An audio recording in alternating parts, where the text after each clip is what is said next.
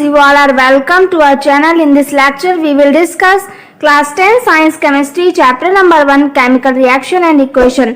So students, आज हम chapter 1 का topic number types of chemical reaction पढ़ने वाले हैं। तो केमिकल रिएक्शन तो बहुत टाइप्स की होती है, लेकिन 4 मेन टाइप्स है केमिकल रिएक्शन के। तो सबसे पहले हम पढ़ेंगे combination reaction. The reaction in which two or more substances combine to form a single substance are called combination reaction.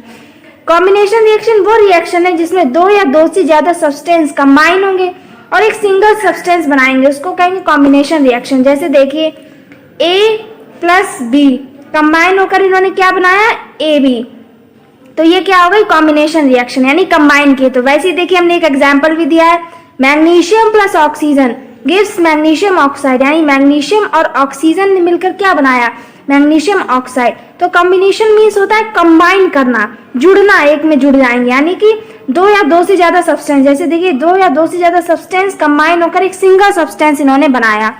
अब हम देखते हैं combination reaction are of 3 common types. Combination reaction के भी कितने टाइप्स हैं, 3 टाइप्स होते हैं। Combination of 2 elements to form a compound, combination of an element and a compound to form a new compound, combination of 2 compounds to form a new compound। तो अब हम एक एक करके एक एक का एग्जाम्पल डिस्कस करेंगे और एक एक को समझेंगे। तो देखिए combination of 2 elements to form a compound, यानी कि जब 2 एलिमेंट्स का कॉम्बिनेशन होगा तो एक कंपाउंड बनेगा। तो देखिए जब 2 एलिमेंट्स कंबाइन किए तो एक कंपाउंड बना, 2 एलिमेंट्स कंबाइन किए तो एक कंपाउंड बना। देखिए carbon plus oxygen gives carbon dioxide.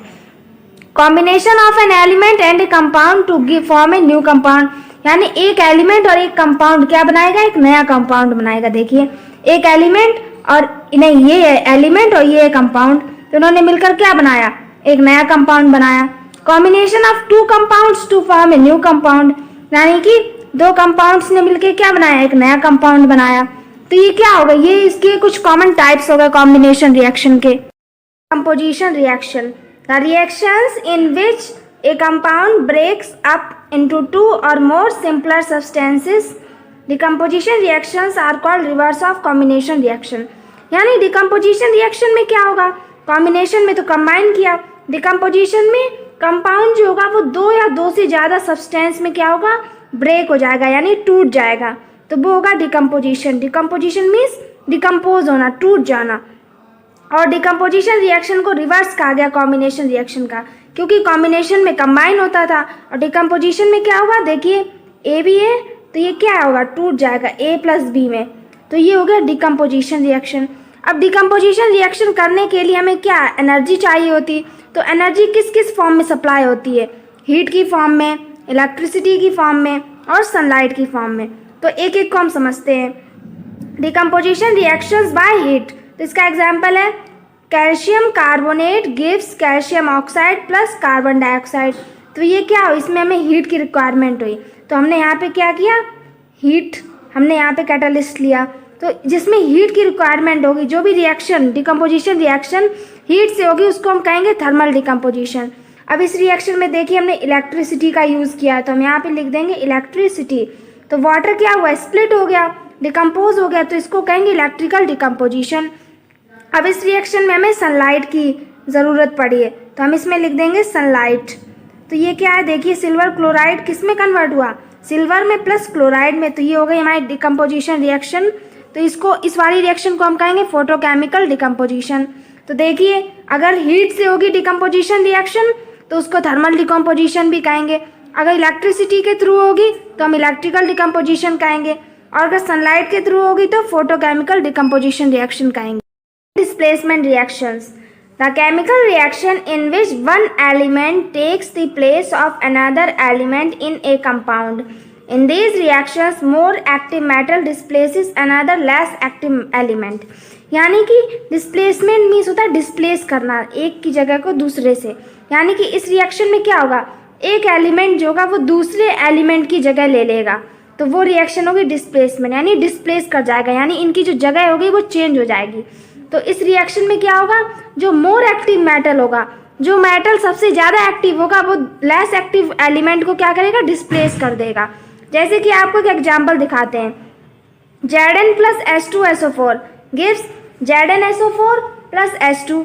तो इसमें देखिए इस रिएक्शन में क्या हुआ, Zn जो था वो बहुत रिएक्टिव है, तो उसने क्या किया, डिस्प्लेस कर दिया यहाँ पे हाइड्रोजन को। हाइड्रोजन क्या है, कम रिएक्टिव है, इसकी वजह से यहाँ पे क्या हुआ, जिंक सल्फेट फॉर्म हो गया, हाइड्रोजन गैस इवॉल्व हो गई। इसी तरह देखिए zinc Zn plus CuSO4 give ZnSO4 plus Cu। तो Zn जो है वो Cu से ज़्यादा रिएक्टिव है, इसलिए उसने Cu को डिस्प्लेस कर दिया। लेकिन इसका मतलब ये नहीं कि Cu Zn को डिस्प्लेस कर देगा, नहीं, क्योंकि Zn ज़्यादा रिएक्टिव है, Cu कम रिएक्टिव है। ऐसे ही देखिए Mg plus CuSO4 gives MgSO4 plus Cu। तो जो मैग्नीशियम है वो कॉपर से ज़्यादा रिएक्टिव है, इसलिए मैग्नीशियम ने कॉपर को क्या किया, डिस्प्लेस कर दिया। अब आप ये सोच रहे होंगे कि हमें कैसे पता चलेगा कौन सा एलिमेंट ज़्यादा रिएक्टिव है, कौन सा कम। तो देखिए अब हम आपको रिएक्टिविटी ऑफ सीरीज दिखाते हैं कि आप कैसे पहचानेंगे कौन सा एलिमेंट ज़्यादा रिएक्टिव है, कौन सा कम रिएक्टिव है। तो देखिए रिएक्टिविटी सीरीज ऑफ मेटल्स, अब हम मेटल्स की रिएक्टिविटी सीरीज पढ़ेंगे। The arrangement of metals in the decreasing order of their reactivities is called reactivity series।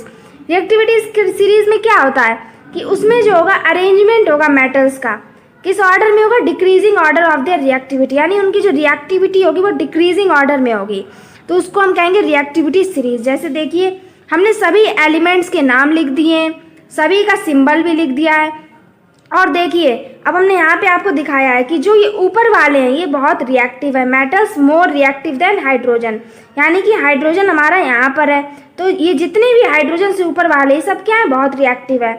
और यहाँ पे जो है ये देखिए ये सब लीस्ट रिएक्टिव हैं, metals least reactive than hydrogen, ये हाइड्रोजन से कम रिएक्टिव है। तो ये देखिए अब आपको ये सीरीज तो खैर याद करनी पड़ेगी जिससे आपको याद रहे कि कौन सा ज़्यादा रिएक्टिव है। तो इसमें सबसे ज़्यादा रिएक्टिव पोटेशियम है और सबसे कम रिएक्टिव प्लैटिनम है।